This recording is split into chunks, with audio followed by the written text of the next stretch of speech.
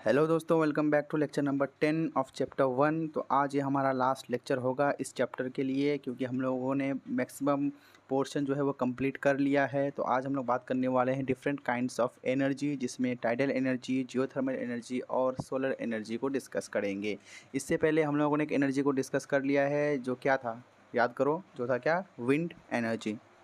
ठीक, तो चलो बिना किसी देरी किए हुए हम लोग टाइडल एनर्जी को शुरू करते हैं। ठीक है, तो टाइडल एनर्जी को शुरू करने से पहले एक चीज़ मैं बता रहा हूँ, उस चीज़ को ध्यान से सुनो। टाइडल एनर्जी तभी पॉसिबल है, तभी हम लोग इससे बिजली पैदा कर सकते हैं जब समंदर में ज्वार भाटा हो। ज्वार भाटा किसको, कैसे ज्वार भाटा का मेन रीज़न क्या है, कैसे ये होता है ज्वार भाटा? ज़मीन और चाँद की क़ुव्वत कशिश की वजह से। इसको बोलते हैं क्या, gravitational force of attraction between the sun and between the earth and the moon. तो ज़मीन और चाँद की क़ुव्वत कशिश की वजह से समंदर की सतह का पानी ऊपर नीचे होता है। इसी को हम लोग क्या बोलते हैं, ज्वार भाटा। इसी ज्वार भाटा की वजह से टाइडल एनर्जी बनती है, और इस टाइडल एनर्जी को फिर कन्वर्ट किया जाता है इलेक्ट्रिकल एनर्जी में। आई बात समझ में? अब बारी बारी से हम लोग पॉइंट वाइज टाइडल एनर्जी के अंदर सब पॉइंट्स को पढ़ते हैं। फर्स्ट पॉइंट है मेरा, ज़मीन और चाँद की क़ुव्वत कशिश की वजह से समंदर में पानी की सतह बढ़ती और घटती है, जिसे ज्वार भाटा कहते हैं। ठीक, यहाँ तक बात क्लियर हुई। दूसरा पॉइंट है, और इस दौरान पानी की सतह का फ़र्क टाइडल एनर्जी पैदा करता है, और फिर टाइडल एनर्जी को इलेक्ट्रिकल एनर्जी में तब्दील किया जाता है।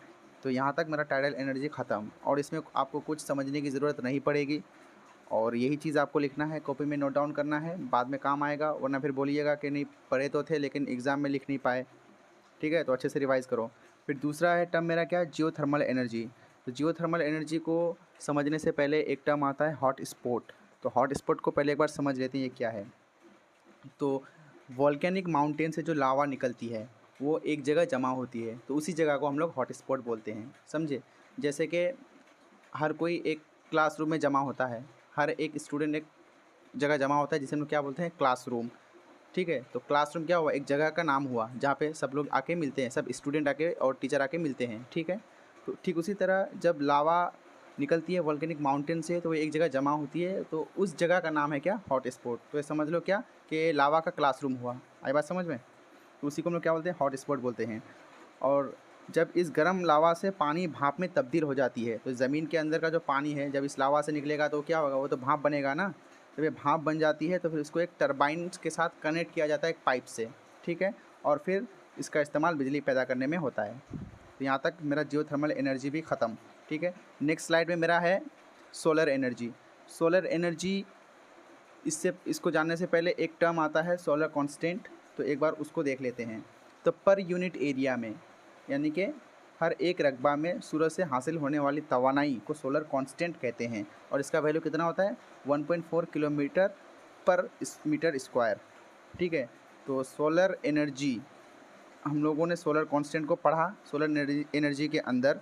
अब एक बार हम लोग सोलर एनर्जी को ब्रीफ में डिस्कस कर लेते हैं। तो उससे पहले मैं आपको एक डायग्रामेटिकली समझाने की कोशिश कर रहा हूँ। ये देखिए, ये हुआ सूरज, और ये हुआ मेरा क्या, सोलर पैनल। इसको क्या बोलते हैं, सोलर पैनल। आप लोगों ने देखा भी होगा, ये घरों में या फैक्ट्रीज़ में लगा हुआ होता है अभी। तो ये जब सूरज की रोशनी सूरज से इस सोलर पैनल पे पड़ती है, इस सोलर पैनल पे जब पड़ती है, तो ये सोलर पैनल क्या करती है कि सनलाइट को, यानी कि सूरज की रोशनी को डीसी करंट में, यानी कि डायरेक्ट करंट में कन्वर्ट कर देती है, चेंज कर देती है, तब्दील कर देती है। ठीक है, अब चूंकि घर में कौन सा करंट इस्तेमाल होता है, एसी करंट। ठीक है, इस बात को गौर से सुनिए, घर में हम लोग कौन सा करंट इस्तेमाल करते हैं, एसी करंट, और यहाँ पे हमको क्या मिल रहा है, डीसी करंट। तो बीच में कुछ ना कुछ कंपोनेंट, यानी कुछ ना कुछ हमको ऐड करना पड़ेगा, जो क्या करेगा, यहाँ से डीसी को चेंज करके एसी में लाया जाए। ठीक है, तभी ना हम लोग जो है फैक्ट्रीज़ में या फिर हाउस होल्ड में इसका इस्तेमाल कर पाएंगे। ठीक है, तो यहाँ पे लगा हुआ रहता है क्या, इन्वर्टर।